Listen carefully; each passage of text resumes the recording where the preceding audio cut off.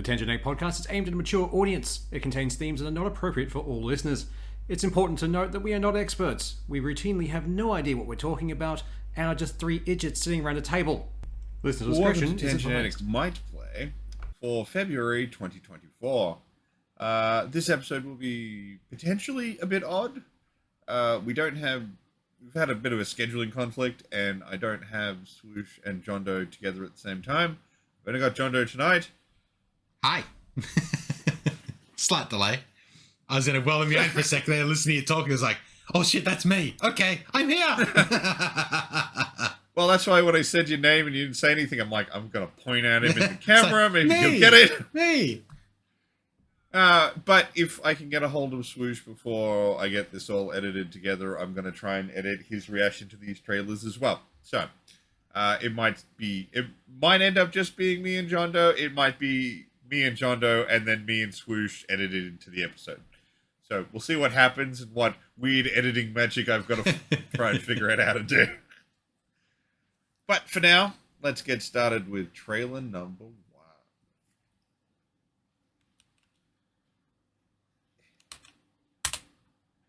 There you go. So this is for Pacific Drive, which is a very interesting looking game where you have to cross across haunted America in a station wagon that seems to be, kitted out with everything you could have possibly wanted to put into the Ecto-1. I remember this when it was announced at, I think it was E3 or Game Awards or something, and it looked like pretty fucking wild. I wasn't sure if it was zombies or aliens or what it was, but just they wanted the car to be as much a character as you were. So your progression was defined by what you've done to the car. Well, I think that's why, most footage is you driving the car. There is stuff where you leave the car and do other things, but they haven't shown it in the trailers, really. No. You pretty much always go, you're in the car. Yeah. So, that's meant to be your progression, how you'd play a normal game and, you'd get a better sword or your character looks a little cooler. That's the soul of the car. Yeah. So, I'm pretty interested in this. Yeah. I don't know if I'll pick it up on day one, but it's definitely the kind of thing where at some point, I'm playing it. It's so unique design, I gotta have a look. I don't know if it's PS5 exclusive, though, because we're watching it on the PlayStation link here. It's not. It is coming to PC as well. Oh, excellent. I'm very excited for PlayStation's take on, we need to diversify and list PC in that. Yes, please, do this thing. No. PlayStation loves doing that thing saying, it's coming to PlayStation. It just doesn't say it's exclusive. It does look pretty cool. The customization of it is pretty fucking awesome. Now I've said that it's coming to PC because I swear I saw something saying it was coming to PC. Now I'm second guessing myself. God damn it. It's on Steam. There it is. It's not even that. Actually, I might pick this up because it's only in Australia, which generically we get fucking screwed on price. Absolutely we do. So if you're over in the States being like, oh, they're making me pay more than $60, suck a dick. Yeah. That's at least $40 cheaper than I have to fucking pay. Fucking oath. But this is only $40. Okay, that's not bad. In Australian dollary dudes, coming out 22nd of Feb. Fuck. That's absolutely within my fuck it, I'll give it a go range. Bloody oath.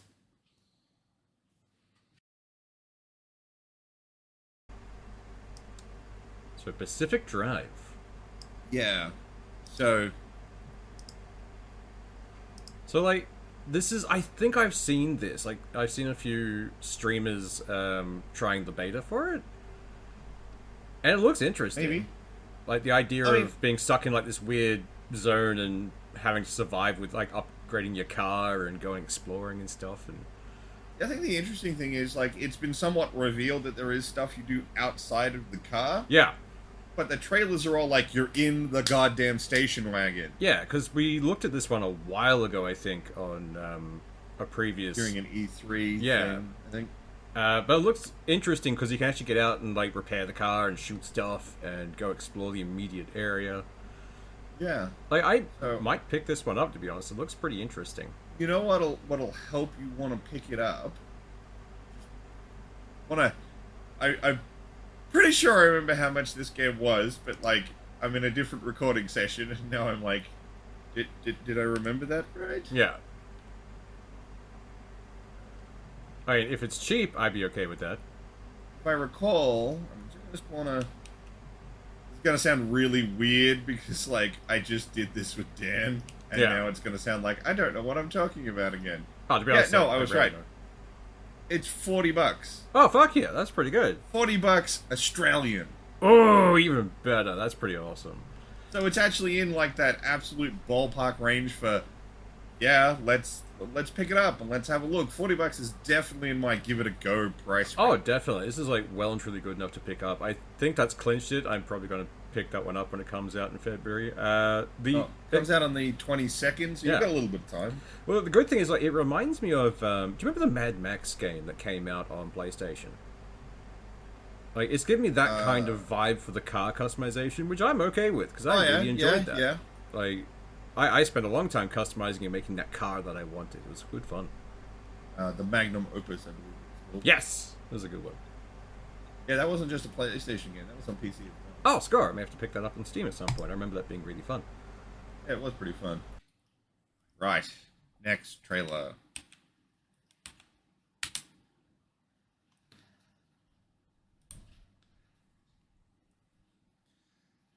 Now, I'm putting this in here more because, let's face it, it's the train wreck you can't take your eyes off.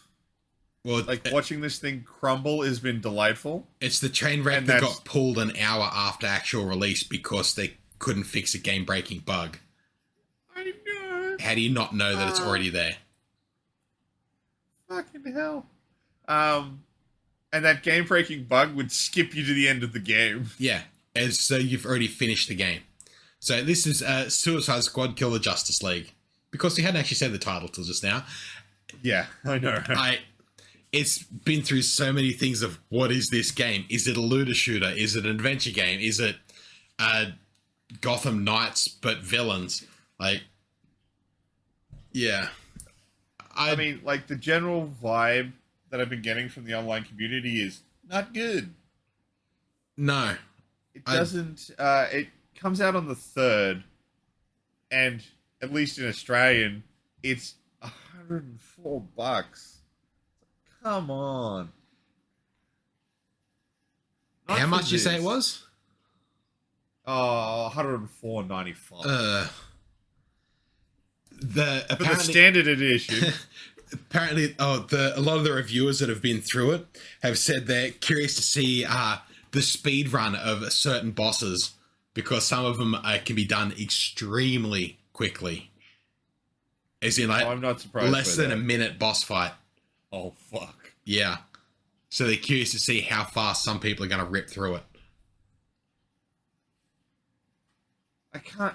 I'm kind of annoyed. I can't seem to find it on the Steam page. I can't find. Ah, there it is. I was curious as to what was in the deluxe edition because you can either buy the normal edition or you can buy the digital deluxe edition, which is $150. Hang on. Deluxe Before you say edition- what's in it, can I guess? One Go for character, a season pass, and maybe some aesthetics. Okay, so what it contains: Suicide Squad, Kill the Justice League. Deluxe edition includes 3 Black Mask Notorious weapons, So, aesthetics. 4 Squad Gold, 4 Squad Golds weapon dolls. So, whatever the more fuck aesthetics. they are. 1 Battle Pass token, Season pass.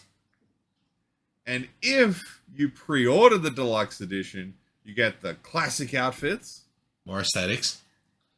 and 72 hours early access. That's it. Yeah. You get a bunch of skins for 150 for an extra $50 on what is generally being considered a somewhat broken and not good game. Yeah. Yeah, no, that's not worth it. Yeah. Like I said, it's on this list mostly because, well, we kind of have to talk about it. It's coming out this month. It is interesting, but like I said, it's interesting in the way a train wreck is interesting. Oh, absolutely. Yeah, just you really shouldn't look at it, but you really can't look away, and it's not something you actually want to be involved in. Pretty much. All right, next trailer.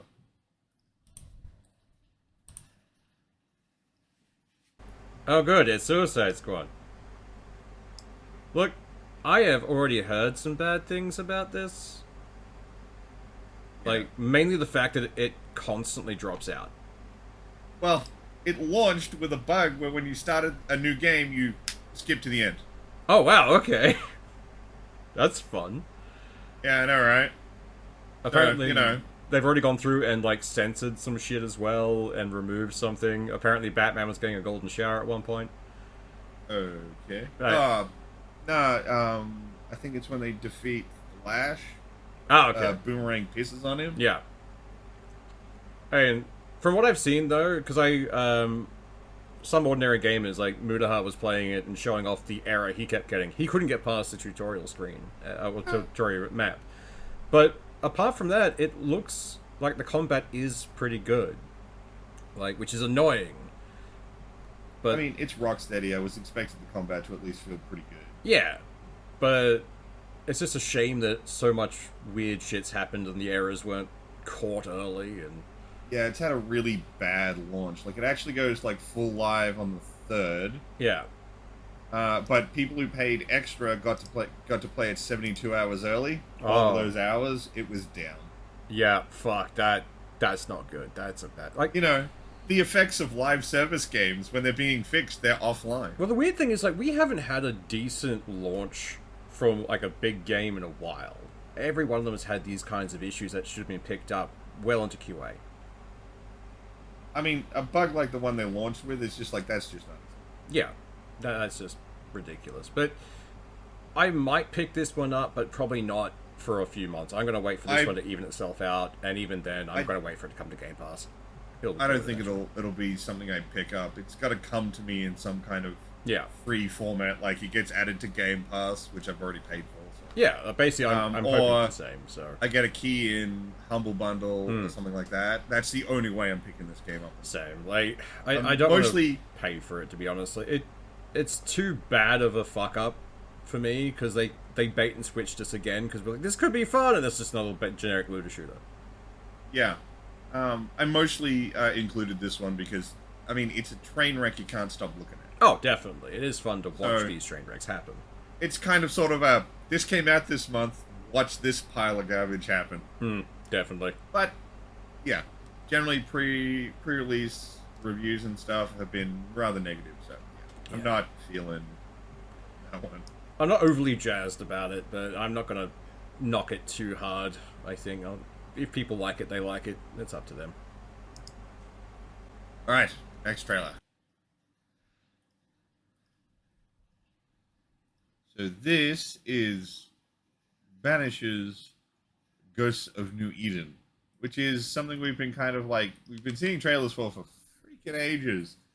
It's the one with that dude and his ghost girlfriend. Ah, yeah. I was trying to remember, hang on, what was this?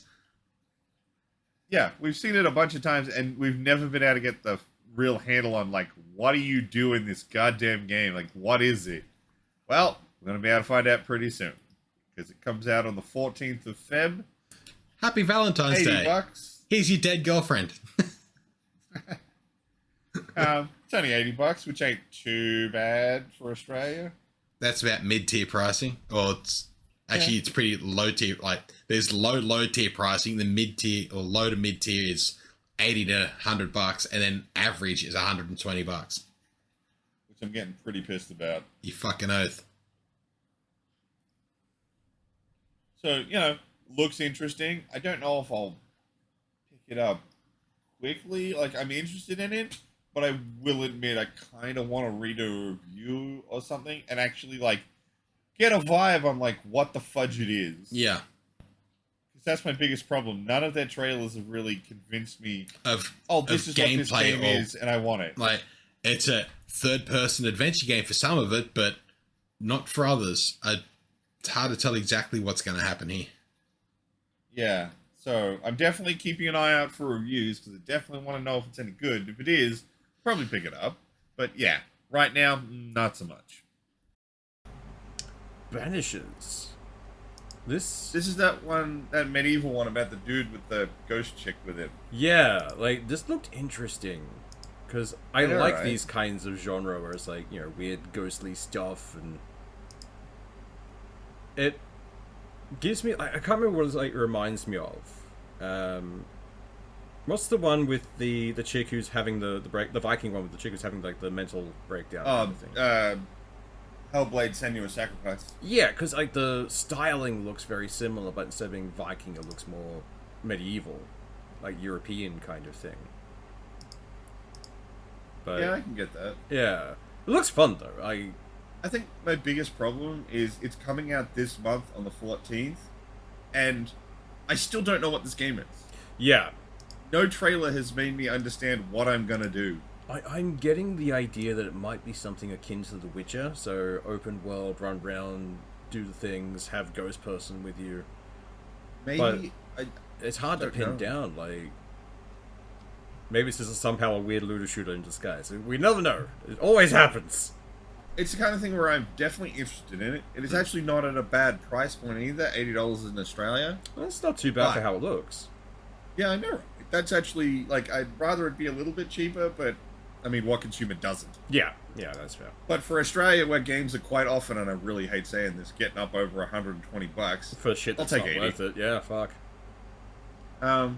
I think I'll probably wait for a review or something to come out so I can be like, oh, that's what this game is. Awesome. Now I can make a proper decision. Back in 2 seconds, my phone is ringing. Alright, this next one is something I really want to rope you and Swoosh into playing with me. Oh, you don't need to rope me in. This is already on my wish list. I played the first good, one of good, these good. so much. So, we're talking about Helldivers 2, which takes the formula of Helldivers and turned it into a third-person co-op shooter. And I am absolutely on board for it. Seth, Helldivers was great. I'll play this with you, provided we do the cringy squad talk. All right. We'll cover each other and play it all super tack-right. If we do good enough, Ubisoft might hire us for a VO bit. But even the trailer of this is very Starship Troopers. Like, would you like to know more? Yeah. Like, It's so good. I cannot wait to play this. And it looks so fun. And like I said, I will be doing my... Like, you may say you don't need me to, but I'm still going to say it. Oh, yeah. Still going to try and rope you guys in for it. Comes out on the 8th of Feb. And at least in Australia, it's only $60. That's not bad at all. Shit. That's fucking good pricing. That's like, yeah, I want to pay that much money for games. Fuck. All right. It might be like a week's delay because that's right in the middle of me moving house. But yeah, We will play. I absolutely want to play this. This looks fucking awesome. Yeah. This is something I do intend to somewhat browbeat you and John Doe to play with me. Look, I'm probably going to play it. It looks fun, because I've seen this pop up somewhere already. And we can have some fun with this kind of game. It's got some very strong Starship Troopers vibes. Yeah. Yeah, it's looking super fun. And $60 Australian to purchase. Oh, fuck yeah. I'm keen for that. Like, we'll pick this up and we'll ramble through it, which would be fun. Even the trailer makes it look pretty fun, where you're like, the guys in the background doing shit. It's like, yes, I like this. This is gonna be fun. And just giant piles of enemies, everyone gunning shit down, Yeah. fucking airstrikes happening. It looks intense in all the ways I want something like this to look intense. No worries. That sounds like fun. I'm keen. Awesome. Alright, next up. I'll admit, this one's kind of a nostalgia trip for me, and given that I get to make this list, I get to put whatever I want on it. And it's for the remaster of Tomb Raider 1 through 3. I'll admit it's not the most amazing remaster. It pretty much keeps everything looking blocky and silly like it originally did. I did see a thing that I think very accurately sums it up, though. Someone pointed out that it doesn't look that great, but it looks like how you remember the games. That's actually pretty, like, looking at it, that's exactly what I was thinking. Like, going through it's like, shit, I thought that's how it always looked, but no, you can see the difference. Like, oh, that's actually a really good breakdown of it. It's not, it's how you remember it looking. Because like going back to old games, like remembering it was like, holy fuck, like all this stuff, like it looked really pretty. And then you go back and look at it now, it's like, how did I play this? Like, what the fuck?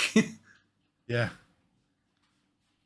So yeah, I'm a big fan of the Tomb Raider franchise. I own a lot. Like, I think it was the first game I ever owned that needed a Pentium. Back when that was a thing. I can't remember the last time I thought about, can my CPU handle this? No, I just fucking throw stuff at my CPU and roll with it. But this was the game that made me upgrade my computer to a Pentium just so that I could play the original Tomb Raider. I actually pretty sure if I went and dug around, I'm pretty sure I have the original box, like the big box for Tomb Raider. Yeah, so like I said, I'm pretty keen for that.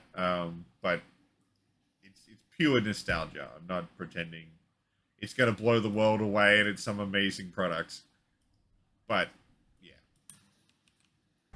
All right, next trailer. Yes, the remaster of Tomb Raider. I will freely admit this one's in here mostly because I'm a big fan of Tomb Raider. Yeah. If I actually dug around here, I actually have an original box copy of the original Tomb Raider. I'm okay with the remaster of this. I've already done it for Uncharted. Why not go back to the original? So here's the thing. It's less of a... This is definitely in the remaster category. There's been no remade assets or anything, just the textures and things. But I saw a really good quote that I think sums up this remaster perfectly. This isn't a remaster that's designed to make it for newer audiences. It's so that old fans, this game now looks the way you remembered it. Yeah. It's like looking it back through nostalgia goggles and making it a thing. I like that. Yeah. Keen. So, I'm pretty keen for it, but like I said, I am a massive Tomb Raider fan. I have played every Tomb Raider game. Yeah. Yeah. That one's mostly in there for me. No, I'll probably pick it up myself, to be honest. Awesome. Alright, next one, which is something we're not going to play. But it is big. No, but we are going to sit back and laugh about. Oh, yeah. Oh, I cannot wait for the reviews to start rolling in on this one. And it's Skull and Bones. Theoretically, it's coming out. It's happening this month on the 16th. I don't care. I'm not going to play it. It got to the point for them where, like, we have to release something. Like... Yeah. They've got to recoup some cost. Then I don't see them recouping very much cost. Like, I see them sending out some free review copies. I don't see much more coming from that. No, I could not either. The only thing I could think is if people pick it up to, like, play it to see how bad it is. Review it. Yeah. Yeah. I can tell you right now, I'm not picking this up. Fuck no. I mean, I don't buy a lot of stuff directly from Ubisoft because I don't really like buying directly from Ubisoft. Yeah. But I wasn't going to buy this game anyway. I don't like their ship combat that much, and that's all this fucking game is. Yeah. So I'm 100% out. In 2 months' time, when it's included in a Humble Bundle, I probably still won't install it. Actually, that would probably be the only... Like, if I'd gotten it as part of a Humble Bundle, I think that would probably be the only time I'd install and check it out. Because I've already paid my... I can't even... I think I paid I'm going the grandfathered rate for the Humble Bundle. Yeah, me too. Fucking long. So, like, I think I'm paying like $15 or some shit like that. If I got this in that, it'd be like, sure, okay, fine, I'll have a look so that I can form my own opinion. But I don't want to give them money to do that. No. It's got to come to me for free or part of something else for me to even think about it. This needs to be the optional extra for me to even consider it. Yeah. But looking forward to the angry reviews. They're Oh, gonna be fun. fucking oath. He's getting torn apart. Skull and Bones. This is another one in here, mostly because, well, I'm just keen to watch the train wreck happen. Yeah.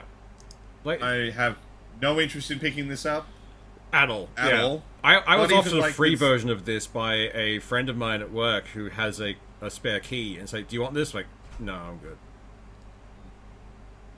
That's how unenthused people are for this fucking game. The fact you can't leave the boat, you can't really do anything. They listened to the first part of what we wanted. So, yeah, that one's basically just there for train wreck value, and that it is a big release. Yeah. Maybe someone listening to us wants to play it. If you are that person, awesome. I'm not one of them. Look, if Skull and Bones ends up being some kind of runaway success, I'll be very surprised. Like, I don't get it. Oh, anytime I talk shit on a video game, I'm absolutely hoping that it ends up being amazing and I have to eat crow. Yeah. I'm just not expecting it to happen with this one. No, I don't think anyone's expecting that to happen with these guys. Alright, and time for the last trailer of this set. Which can't really go past it. Cool. Again, I'm not going to be playing it because No. I don't own a PS5, and I'm not that big into Final Fantasy VII, but the next part of that whole remake is coming out. And I know a lot of people who are really into that game, and, well, Final Fantasy VII in general, let alone the way this remaster has been going. Yeah. So I know a lot of people are going to really want to eat well off of that. So, you know, I'm not going to ignore something like that just because I'm not that into it. It's a big title. It's coming out. It does look And it's really coming out pretty. far quicker Like, than the last one. it looks really pretty. It like Yeah. yeah, it's just I'd never really got the hype of Final Fantasy VII. I knew it was Neither did people I. loved it, but just I've said it wasn't a for me. bunch of times. I played 8 before I played 7, and I happened to play 8 when I was a whiny, annoying teenager. And guess what? The main character of 8 is an annoying, whiny teenager, so we synced up super well. So I look at 7 and I'm like, man, this isn't that good. But, you know, I get the feeling a lot of people find the first Final Fantasy they played to be their favorite one. So I didn't own a PlayStation growing up. I owned a Mega Drive, then a 64, then an Xbox. I sort of skipped PlayStation through the. I went the alternative for every generation pretty much. So I never really played Final Fantasy until much later, and then going back through them was like I don't know if I just missed the time where it was meant to sync with me, but none of them really synced with me. Yeah. I enjoy more of the action combat games, the newer ones, than the old turn-based ones. I mean, because I was an annoying, whiny teenager at the time, I had all my time in my hands to do stuff, so I used to play games that took a lot more time like that. Yeah. Like turn-based games back then. I don't have as much patience for them anymore. And 8 was on PC as well, 7 wasn't. So, Yeah. you know, I didn't have access to 7 to be as enamored with it as many others were. But, yeah, that one's coming out. We'll see how it goes. I'm sure the people who've been enjoying that series are gonna lose their goddamn minds. Yeah, and good luck to them. Maybe in a year. Good luck to them. If you're in that game, I hope it's fucking awesome. Yeah. And maybe in a year we'll get lucky and it'll come to PC nice and quick. Yeah. But who knows? Okay, this I'm definitely picking up. I've already got the first half of this, and I liked the redo. But because it's the same kind of thing that they're doing with Tomb Raider, it's taking it back and running it through basically a nostalgia filter of we just making it look better. They changed a fair bit. This is Final Fantasy VII Rebirth, which is the next part of the Final Fantasy VII remake. Yeah. And I would say that they're not remasters like that Tomb Raider one. Yeah, they're These are full remakes. Like, they changed a fair bit of story in the first one, but they made it better. Yeah. So instead of just I'd being agree with changed that. for change's sake, it was like, no, we've improved this. We went back and figured out what we did wrong, how we can fix it. And I want to see where they go with it. I'm quite keen.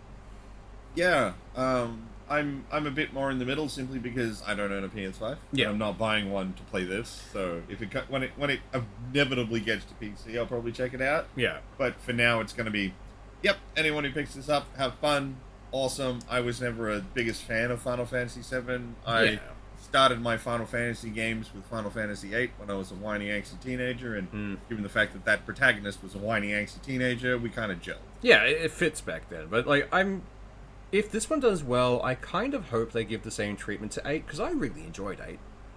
Like, it was pretty fun. It's fun, but it gets really lost in the back half with all Oh, this timey-wimey bullshit. It really does, but that could be something they can actually fix this time around because they're already fixing stuff with 7. And I don't mind them going back and redoing old property. I don't think they would bother because I don't think any other Final Fantasy game has quite the fervor around it that 7 does. Yeah, there is a freely, fanatic fan base around 7. I will freely admit, as a person who's not in that group, I think it's weird. I don't think that game is nearly as impressive as so many people do.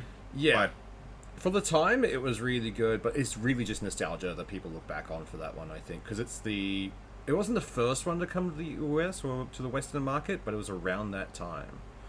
I think we had the SNES one. Yeah. It was like, I think we had one, but that was really 3. We had a couple of those. But this is the one that really hit with basically our generation. Yeah. Catching on and going, yes, this is fun. Like the 3D sprites 100%. and all that kind of stuff. So it was the introduction for a lot of people into JRPGs. Yeah. Yeah. So Definitely. Alright, we've got one more trailer. Unfortunately, this is one I actually missed with John Doe, but I think it's actually going to be a little more interesting to Swoosh. I think I've seen something for this, but I've never actually sat down and watched a full trailer, so this could be interesting. So this is Nightingale. Yeah. This is the kind of, the only way I can describe it is like it's another survival crafting game. Yeah. But it seems to be more like you're entering the Feywild. Oh, this thing is creepy. I like this. The way the weird creature that turns up, like the face opening up underneath the mouth. That was fun. Yeah. It like I despise crafting survival games. Yeah. Even I'm looking at this going, maybe I wanna. It is kind of up your alley for the Fae and that kind of stuff, and yeah, no, I'm keen for this. Like, this looks interesting. And this comes out, I do believe, 23rd of Feb. Oh god, if you're just randomly attacking a tree, it could be an Ent. I love that. This is definitely the Fae. Yeah. Oh, we could have some fun.